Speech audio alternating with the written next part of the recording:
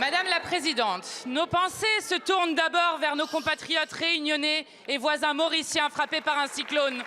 Nous leur adressons notre entière solidarité.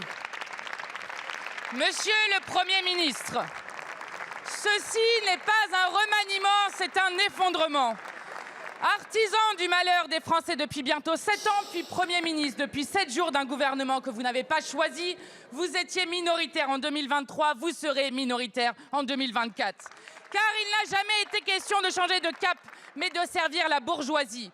Votre arrogance de classe, monsieur le Premier ministre, vous la devez à une géographie exiguë. École alsacienne, Sciences Po, cabinet ministériel. Mais vos ministres sont hués jusque dans le 6e arrondissement de Paris.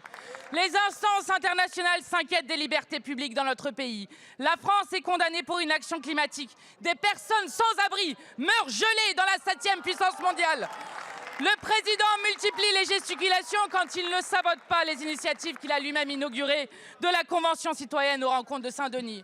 Le voilà qui veut renouer le débat avec les Français, qu'il commence par augmenter les salaires, baisser les prix de l'énergie, réquisitionner les logements vides.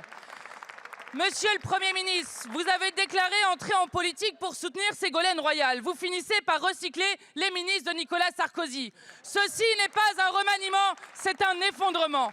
Vous êtes Premier ministre, mais le monarque républicain gouverne seul. Ce soir, il présentera la politique générale du gouvernement à votre place. Ceci n'est pas un remaniement, c'est un effondrement. Au prix de toutes les compromissions, vous avez adopté une loi immigration avec les voix et les idées de l'extrême droite. Vous êtes le produit d'une faillite morale et idéologique. Pour la première fois de l'histoire, des invertébrés politiques sont au pouvoir. Monsieur le Premier ministre, allez-vous enfin respecter le Parlement?